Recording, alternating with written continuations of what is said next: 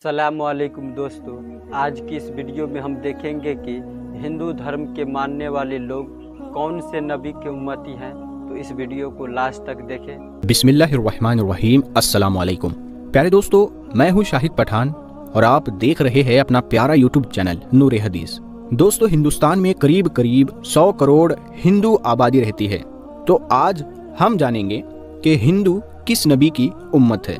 प्यारे दोस्तों, कुरान करीम में अल्लाह ताला फरमाता है कि हमने हर कौम के अंदर नबी और डर सुनाने वाला भेजा है। और फिर हदीस मुबारका से है हमें ये भी पता चलता है कि पूरी दुनिया की हर कौम और हर एक जगह जहां इंसानियत आबाद थी वहां 1,24,000 पैगंबर भेजे गए, लेकिन इनमें से सिर्फ 25 पैगंबरों का ही जिक्र मिलता है, क्योंकि अगर इन सबके नाम जिंदगी और कौमों के हालात बयान होते तो फिर कुरान इबरत की किताब के बजाय तारीख की किताब ज्यादा मालूम होती। शायद इसीलिए इनका जिक्र करना जरूरी नहीं था।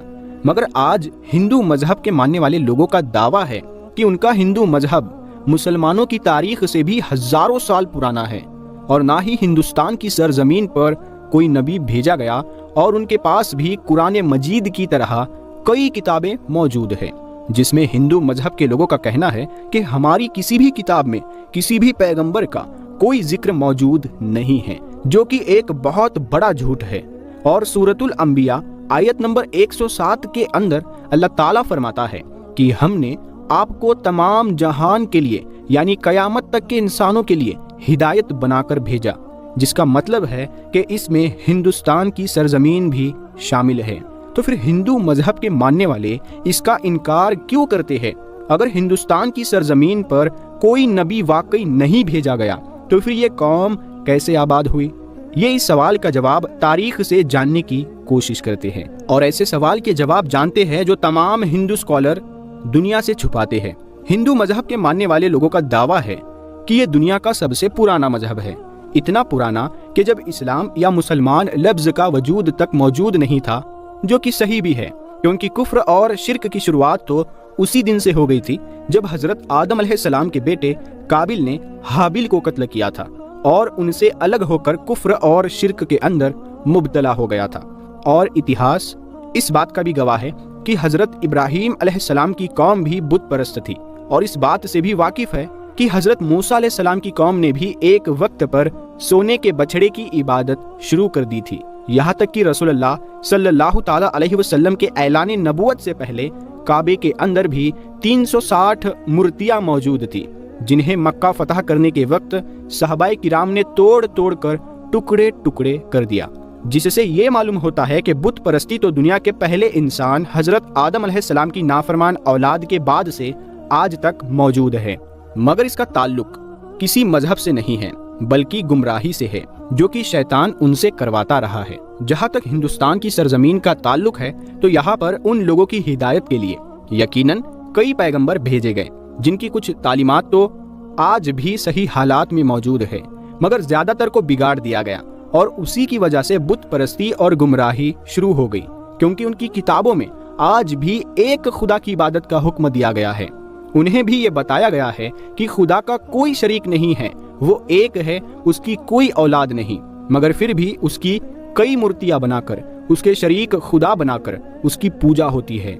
और आज तक हिंदू मजहब के अंदर छोटे बड़े मिलाकर 36 करोड़ देवी देवता माने जाते हैं, या यूं कहे कि आज तक 36 करोड़ बुत बनाए जा चुके हैं। हिंदू स्कॉलर्स का यह दावा है कि इस्लाम की शुरुआत आज से 1400 साल पहले हुई और हिंदू मजहब दुनिया का सबसे पुराना मजहब है, इसीलिए इस्लाम का हिंदुस्तान की सरजमीन से कोई ताल्लुक नहीं।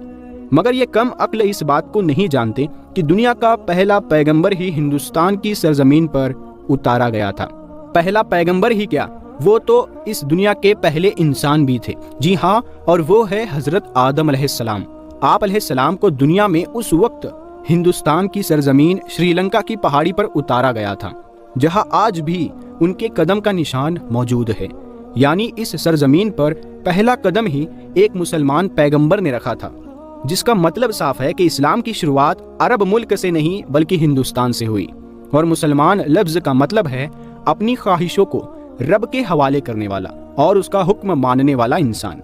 अब हैरत अंगेज करने वाली बात यह भी है कि आदम संस्कृत जबान का लफ्ज है, जो कि हिंदुस्तान की सरजमीन की पुरानी जुबान है, ना कि अरब की जबान।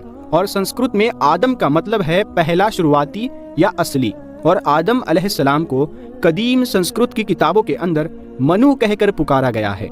अगर हिंदू किसी तरह से उनके वजूद का इनकार करने की कोशिश करे तो ऐसा बिल्कुल नामुमकिन है, क्योंकि उन्हीं की मुकद्दस किताब ऋग्वेद और पुराण में आदम अलैहिस्सलाम की पैदाइश और फरिश्तों का उनको सजदा करना, और आदम अलैहिस्सलाम की पसली से हजरत हव्वा की पैदाइश और शैतान का इन दोनों को बहकाकर जन्नत से निकलवाना और फिर ज़मीन पर उतार देने का जिक्र मौजूद है। बिल्कुल ऐसे ही जैसे कुरान पाक की सूरह बकरा में और इसी तरह इंजील में भी आपका जिक्र किया गया है। इसका मतलब अगर इन तीनों दुनिया की सबसे बड़ी नायाब किताबों के अंदर एक जैसी चीजें मौजूद है तो इनका सोर्स भी एक ही होना चाहिए, यानी एक खुदा। और एक खास बात यह है कि श्रीलंका की सरजमीन से हिंदुस्तान की सरजमीन को जोड़ने के लिए कुदरती पुल आज भी हजारों साल से पानी के दरमियान मौजूद है, जिसका बनना कोई इत्तेफाक नहीं। अब सबसे अहम सवाल यह है कि हिंदुस्तान की सरजमीन पर जिस भी पैगंबर को भेजा गया होगा, क्या उसके बारे में हमें तारीख में कुछ सबूत मिलते हैं? मगर सबसे पहली तो ये बात है कि हिंदू नाम का कोई मजहब तारीख के अंदर कहीं पर मौजूद ही नहीं है, और ना ही हिंदू मजहब की किसी किताबों में और ना ही कोई और आसमानी किताब में। मसलन तौरात, ज़बूर और इंजील के अंदर इस हिंदू मजहब का नाम का कोई जिक्र मौजूद नहीं है। बल्कि एक बात जरूर है, कभी किसी जमाने में सिंधु नदी के करीब रहने वाले लोग थे, वो अपने इलाके के नाम की वजह से नाम को बिगाड़कर हिंदू कहलाए जाने लगे, जबकि असल में इनका यह मजहब संस्कृत जुबान के अंदर हिंदू नाम से नहीं बल्कि सनातन धर्म के नाम से मौजूद है। जैसे अरब के लोगों को अरबी कहा जाता है, वैसे ही हिंदुस्तान के लोगों को सिंधु नदी के ऊपर से हिंदू नाम का लक़ब मिला। लेकिन असल जो धर्म है, जिसको संस्कृत जबान में सनातन धर्म के नाम से जाना जाता है, जिसका अरबी में मतलब है मजहब पर कायम रहने वाला, जिसका बिल्कुल ऐसा ही मतलब कुरान करीम की सूरह रूम के अंदर भी मौजूद है, जहां पर इस्लाम को हमेशा बाकी रहने वाला दीन कहा गया है। यानी सनातन धर्म का मतलब भी मजहब इस्लाम है।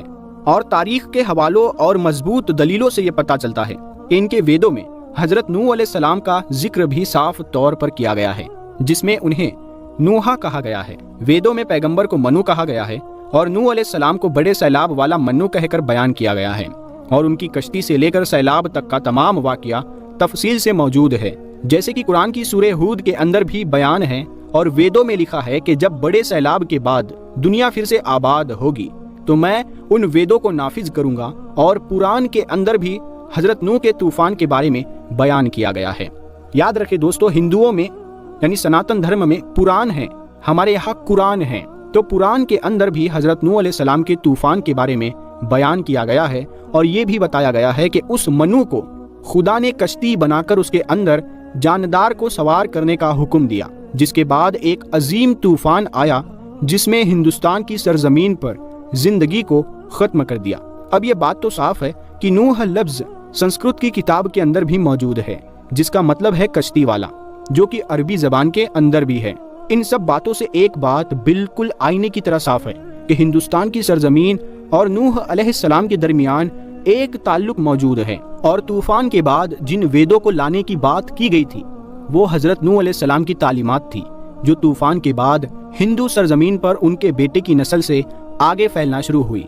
उसके बाद उस कौम ने गुमराह होकर बुत परस्ती करना शुरू कर दी।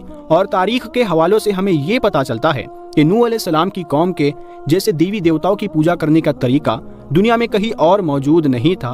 और कुरान करीम में नूह अलैहिस्सलाम की कौम को साबी कहा गया है, जो इराक की सरजमीन को कहते हैं, जहाँ पर सिर्फ हजरत इब्राहीम अलैहिस्सलाम पैदा हुए थे, जिनकी कौम यही मुशरिक थे जिन्होंने नूह अलैहिस्सलाम और उनके दरमियान आने वाले तमाम अंबियाओं की तालीमात को या तो बदल दिया था या फिर भुला दिया था, और उन्हीं की पूजा किया करते थे। इसके अलावा ये फरिश्तों की इबादत किया करते थे, इसीलिए खुदा के साथ साथ फरिश्तों की मूर्तियां भी बनाकर उन्हें खुदा भी कहना शुरू कर दिया। बिल्कुल ऐसे जैसे हर बड़े काम पर अल्लाह ने फरिश्तों को मुकर्रर किया है और वो हर बड़े काम पर अल्लाह की तरफ से पाबंद है, इसी तरह उन लोगों ने हर काम करवाने के लिए एक अलग अलग खुदा की मूर्तियों की सूरत में बना दिए। ये लोग सितारों और आग की भी पूजा करते हैं।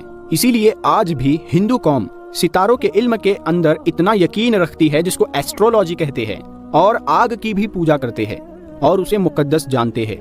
मगर सबसे अहम सवाल यह है कि ये सब जानकर भी और अपनी किताबों के अंदर साफ तौर पर एक खुदा और पैगंबरों की तालीमात को देखकर भी हिंदू कौम इनका इनकार क्यों करती है? क्यों नहीं मानती कि अल्लाह के वादे के मुताबिक उनकी कौम के अंदर भी अल्लाह का पैगाम उतारा गया है, उन्हें भी डर सुनाया गया है?